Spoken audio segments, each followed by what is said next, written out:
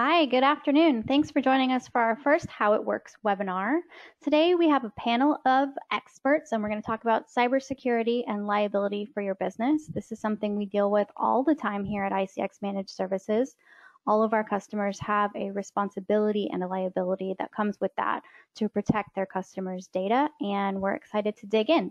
So let's introduce our expert panel and get going.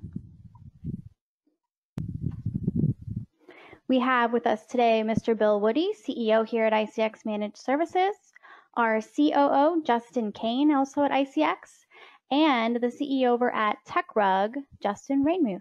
Welcome, guys. Good afternoon. Hey, everybody. Glad to be here. So let's dig in. How do you protect your organization from a data breach or attack? The million-dollar question. Well, once again, I'm Bill Woody with ICX. As you know, for many of our clients, we are an IT consulting firm, and we provide recommendations on systems and infrastructure to mitigate security risk and potential data breaches on a daily basis. It's a constant discussion because of the environment that we are faced with right now. But you know, so with those discussions and recommendations, whether that be solutions to mitigate, whether they be backups or two-factor authentication or firewalls with intrusion prevention or intrusion detections, those are all, much of those are physical in nature and they imply certain procedures. But the one thing that you really cannot stop or 100% mitigate is the fact that the majority of breaches are initiated by human error, unintended consequences from clicking the wrong link or opening the wrong file. And so one thing you need to do is you need to be, whether you have third-party compliance or just best practices for those security systems and controls, you need to have that. But there's also one additional thing you need to consider to protect your organization. And Justin, Justin Rainmuth, can you talk a little bit about the threat landscape? Yeah, absolutely. So, the analogy to me with what's going on is, if you were to use an example of your home insurance, right? If your neighbor were to call you up and go, every day someone's trying to break into your house, the very first thing you're going to do is you're going to invest in a good security system, i.e. ICX. If they get through that security system, right, the next thing that you're going to want to make sure that you've got is your homeowner's insurance paid for. In this case, that would be cyber insurance. I mean, I would tell everybody out there that, cyber insurance has to be part of your insurance portfolio going forward. It's too hazardous. All of our systems are connected to the internet. The way we do business is connected to the internet. You can't go any longer without a full first-party cyber liability insurance policy, because it's getting to the point where, the bad guys are starting to get sometimes a step ahead of the good guys, and then the good guys catch up and the bad guys think of something else, right? So, sometimes just, technology fails. And like you pointed out, sometimes you'll run into situations where, I know on the cyber side, 25% of the claims that we see are due to a staff mistake or a rogue employee. So, clients out there will come to us and say, hey, I need cyber for one of three reasons. The first group is going to say, hey, we've got a bunch of PHI or PII, which is protected health information or personally identifiable information, so social security numbers, could be dates of birth, things like that. So if that gets out, the state of Florida says, hey, you have to comply with the privacy laws on the books. That could be provide credit monitoring for those employees. It could be, to send out notification. It could be, that you have to maybe subject to some sort of regulatory fine and penalty. So I would say the first group is really aware of what I'll call the sensitive info group, right? Where they say, hey, we got all this information. If something goes wrong, we leave an unencrypted laptop in the back of an AMA conference in South Florida. We've got to notify people. That's kind of your sensitive info group. The next group is going to be, folks that will focus on, hey, our systems are really important to us. If we somehow are hit with a ransomware attack, or if our systems go down for any period of time, we want to make sure, A, we can pay the ransom, but B, we want to make sure that we've got business interruption coverage while we're down. So the second group will come to us and they'll focus on kind of their systems, right? And then the third group will usually come and say, hey, I know someone that was subject to a business email compromise, or they got social engineered, or tricked into sending money to someone they shouldn't have. While I was waiting on this call, I just had a client that emailed me, and they had a fraudulent check for $224,000, and the bank said, hey, I hope you got cyber insurance. So that literally just happened. So you know, you got? Oh, I'm sorry. Go ahead. No, those are the three reasons why an organization anymore. I mean, you've got to carry cyber insurance. You know, again, it's no different than having a good security system and your homeowner's insurance paid up. And with some of these statistics, you know, I had seen, you know, that first one that we pointed out, the 204 million ransomware attacks in 2019. I can guarantee you there weren't 204 million house fires last year, but everyone on this call is carrying home insurance, right?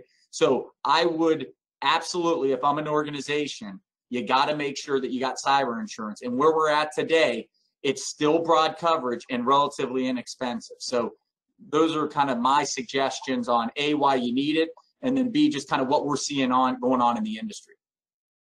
And you know, I think that, you know, for us as a managed services provider, where in many cases we provide either all or most of IT strategy and day-to-day monitoring and management, I think the question for some organizations that are outsourcing to companies like that is, why do I need it if my third-party provider has those types of coverages, you know, for themselves, to protect themselves and their clients?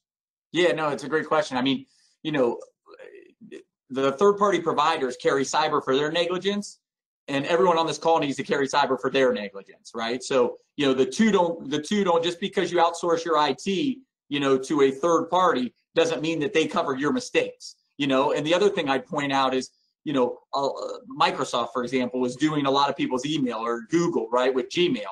Good luck taking on those big boys, right? When you go with, they've indemnified themselves, they've got limitations of liabilities going up and down. So, you know, why not, for a relatively inexpensive price, why not just go be able to call someone up and within a couple hours have a team at your front door saying, hey, do we need to address this ransomware attack, or what's going on with the cyber crime example? I mean, it's just, to me, it's foolish not to have it. So what do, for your clients, what do potential clients need to do to be able to even get a quote or implement coverage? Yeah, so I mean, you're going to go through an application process. Some carriers will take you through a risk assessment process. I will tell you, I mean, there was an article I was reading in the Wall Street Journal that was just talking about how, you know, in order to comply with cyber insurance, it's getting tougher. So an example I would bring up to you guys is, you know, there might be clients out there that still don't want to address like 2FA on email, which again, from my standpoint, I think you're crazy not to have it. But if you don't want to have it, the carriers will tell you, they're getting to the point where they're saying, hey, no 2FA on email, no cyber crime coverage, or no backup inaccessible from the network, you don't get cyber extortion. If you aren't going to take the proper basic, what they're going to consider basic security measures, and put those into place, then you don't get a cyber insurance policy. If you do those things, we're willing to insure you if things go wrong, but there has to be some sort of frontline defense. Our policy can't be the only answer. Well, I'll tell you that, I mean, one of the simplest things that an organization can do, and which we recommend to all of our clients, and say, I mean, as a mandate, is that two-factor authentication. And you're right. I mean, that's such a simple thing. That's like locking your front door. I mean, yeah, when you leave the house, I mean, you've got to do it. And I would tell you again, on my, you know, from my standpoint, you know, and I address it from insurance, the people that aren't doing 2FA and some of those basic, it really will come down to when it gets. I don't think it's if anymore, because the people that are doing, I mean, I'm on these, you know, breaches where the FBI and stuff's involved, and, you know, the people on the other side are developing more money, more manpower, more infrastructure to cause chaos. And so we have to start taking security serious. If you don't, listen, I mean, a lot of livelihoods are dependent on these businesses of these people that are sitting on this call. And it's just extremely important that you're properly protecting your business. Having security is one thing, having the necessary insurance is another. The two go hand in hand. Justin, is there a real simple checklist of the bare minimum necessities that essentially these companies would need to qualify, like you mentioned nowadays, for the cyber insurance? Yeah, it's a good question, Justin. Each carrier is going to ask a different set of questions. I mean, cyber is still an unregulated product. I'll get policies and I'll see where carrier A is covering A, B, C, and D, and carrier B is covering A, B, and C. So both are calling it cyber, but I'm looking at it going, well, it's really not cyber, because they might be missing the cyber crime component, or they might be missing forensics, or they might be missing bricking coverage for computer hardware replacement. So, these are still unregulated. So same goes with the carriers. Some carriers will ask maybe additional questions that another carrier might not.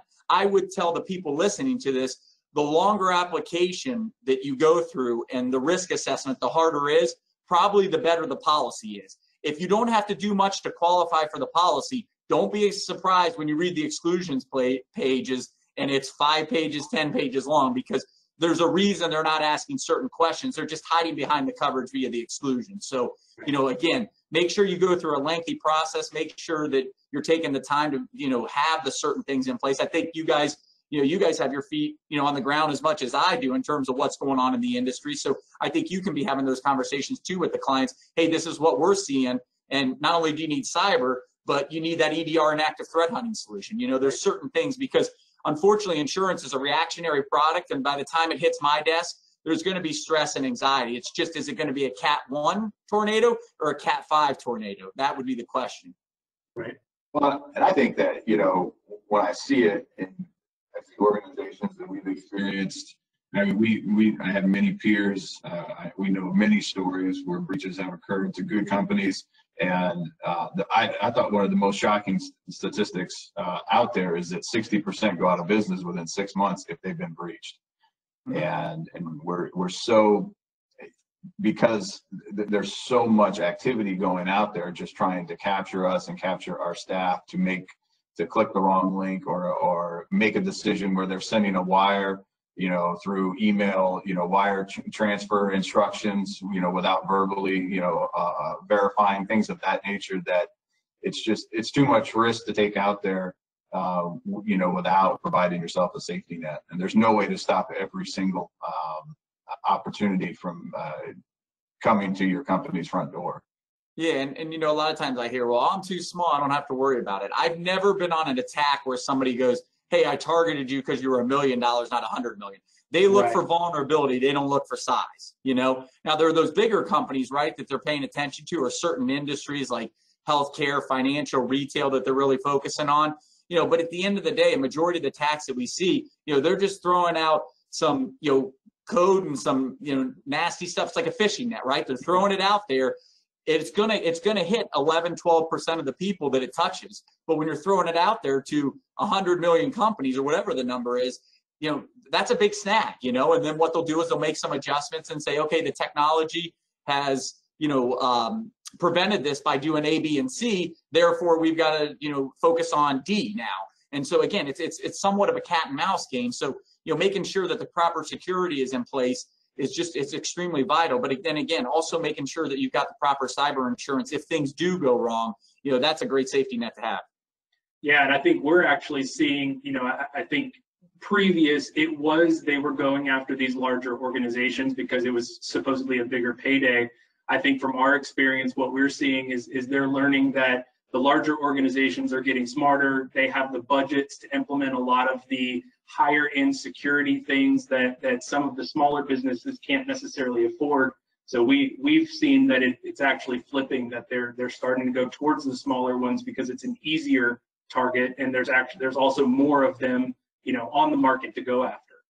Yeah, absolutely. And at the end of the day, you got to remember, if there's a ransomware attack, I mean, they've got the keys. So if the backup doesn't work, or for some reason they didn't have a backup that's inaccessible from the network, some entities, these bad actors will negotiate, some won't. I mean, at the end of the day, my wife one time asked me, so what's it like for your client? I said, imagine you go and wake up our middle schooler for school, and there's a note on this bed that says, I have your son. I mean, how much would you be willing to pay to get him back? And that's kind of the situation. I mean, do you want to stay down for a week, 2 weeks, 3 weeks? Because unfortunately right now there's a supply and demand problem. In other words, there's so many people that they can hit they don't really have to negotiate. And like I said, a majority of the times they just don't, because they'll just turn off the phone and they'll go to the next person that's willing to pay it. And that's just the unfortunate part about this, what we see on our side.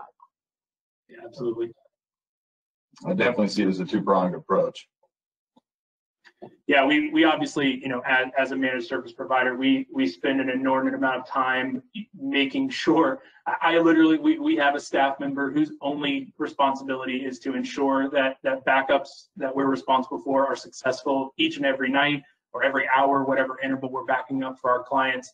You know, you kind of mentioned earlier, it's not a matter of if, it's definitely a matter of when. For a lot of our clients, or for a lot of companies, if you're not doing even the small things like you mentioned, the two-factor authentication, you know, using an advanced EDR, you know, antivirus solution to make sure that your individual endpoints are protected, things like that. You know, it definitely is an evolving landscape for sure that continues every single day. You know, even if you implement some of these high-end security measures and SIM and SOC and things like that, it's a matter of potentially when.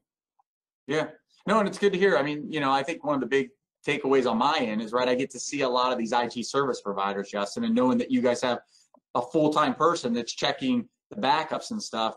I mean, it's extremely critical. You know, I can't tell you how many, you know, IT service providers sometimes aren't doing those things, you know, so it's really important in getting with an ICX that's doing the right things, because I can tell you, it allows us to keep our rates down, you know, because we don't have to use the insurance as much if there is a ransomware attack, you know, but I think it's good for everybody because, you know, if these bad actors, if the ransom, you know, if we can take away that incentive to pay it, right, and the technology actually works, then I think everyone wins, because you don't want to go through one of these events. I mean, again, they're stressful, whether it's a Cat 1 or a Cat 5 tornado, but it's not fun. And I would tell, you know, people on this call, I mean, if you want to see what it's like, I would run a ransomware fire drill.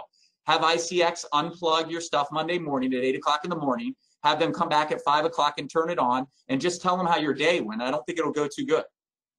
Yeah. We're just so reliant on technology. Yeah, absolutely. There's no chance we wouldn't get a call before 5 p.m. You probably would. Yeah, absolutely.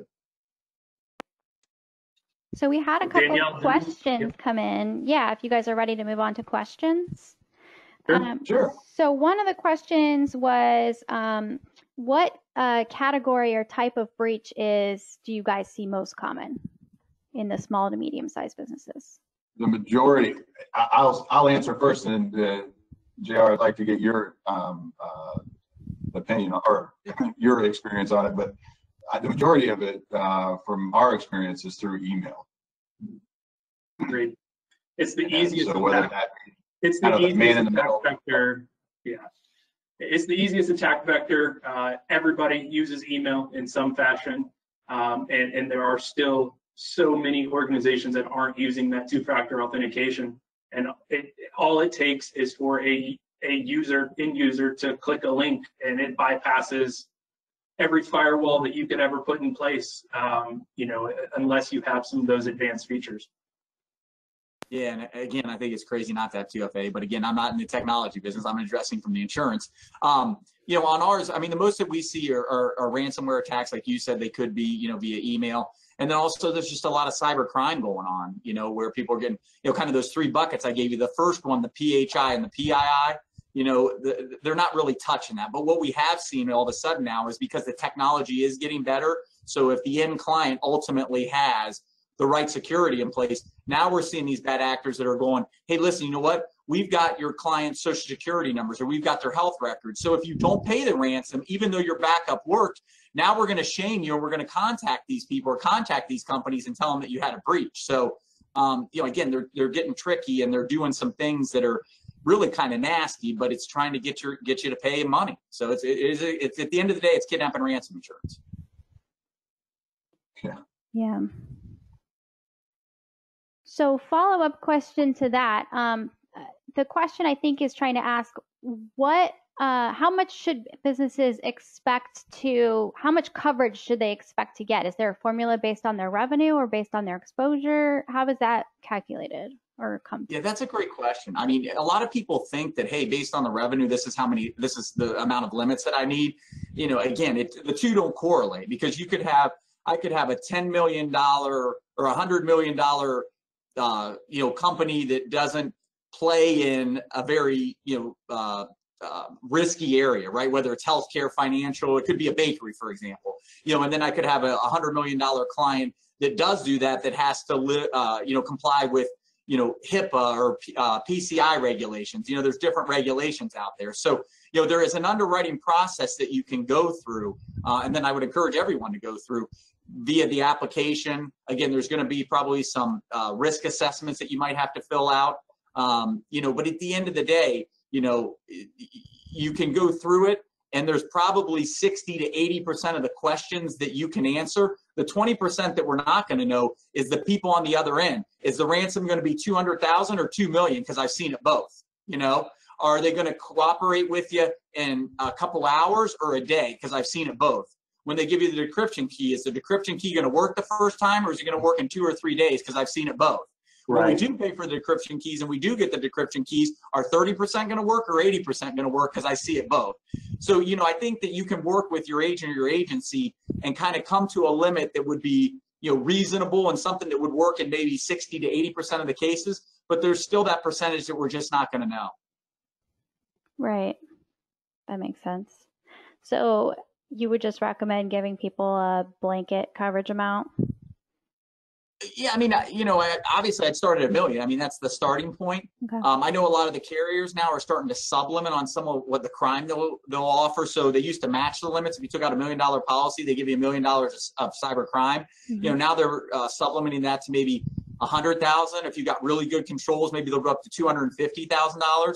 But they're not matching the limits anymore. So, again, you got to have the proper security in place, and even stuff with your bank. Make sure that you're getting with your bank and work on dual authorization. I mean, there's some stuff there. I do it for our company, but there are extra steps, and sometimes they can be a little burdensome, but it's a lot better than losing $200,000. Right. Even the 2FA, Justin, like you were talking about in the email, it could be an extra step. We have it on ours, but you know what? You go through the extra step. It takes a minute or two. And you know what? It's worth not having to go through and being shut down for 3 days. Yeah, a lot of our clients. But I think really to your point, JR, that if through the assessment process and the discussions that you're having with potential clients, you're helping them arrive at what would be an appropriate number to mitigate the potential risk that is there based on their industry, the size of the organization, complexity of the organization, and the type of data that they hold. Is that correct? Yeah, I mean, like sometimes, when we're talking to these third party, the IT service provider, the managed service ICX, they'll say, hey, can you help out a client? They've got 5 end users. Well, that could be $1 billion hedge fund. So we're going to treat them completely different than 5 users with a CPA firm, So there is just an underwriting process that you got to go through. And, once you go through that, I think you can come to a reasonable limit that will work a majority of the time. But there's still that, we still don't know on 20 or 30% of the things, that we highlighted, what's the ransom going to be? Is it going to be 200,000 or 2 million? There's still some stuff that we just don't know. Mm-hmm.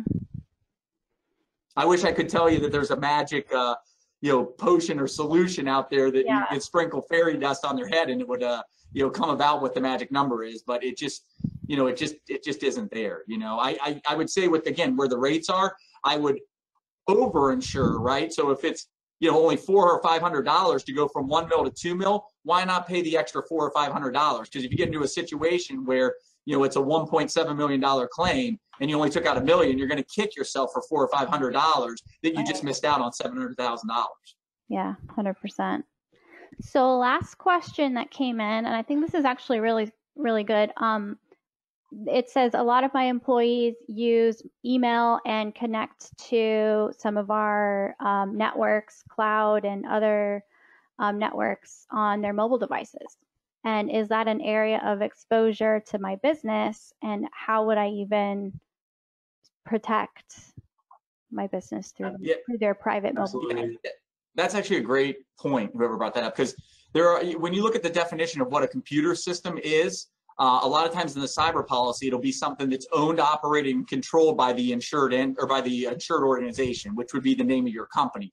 So, you know, where you could run into problems is if you go home at night and you're working from home on Johnny or Sally's laptop through your home network, that's not a computer system that's owned or operated or controlled by the insured organization. So you could run into a problem. You know, if you're representing that you have MFA on your mobile devices and somebody's logging in on a personal device that isn't encrypted, you could have just violated the policy. So, you know, that's where I would work with my third-party service providers and get the insurance company and have them work together and say, hey, this is how we're set up. Does the insurance properly cover the BYOD, would bring your own device, or the work from home exposures? You know, because it could have been a couple, you know, obviously before COVID, you know, it might have been 5% of your workforce was working from home. Now it's 95%. So does your insurance policy cover those work from home exposures? You got to pay attention. If not, you could get snagged.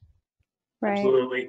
And we do a lot of that. So they have solutions called MDM, mobile device management. And if you have employees that are using their personal devices, there is absolutely no chance you should not have MDM on those devices that allow you as the organization to be able to remotely wipe that device if it's lost or if an employee leaves or goes rogue.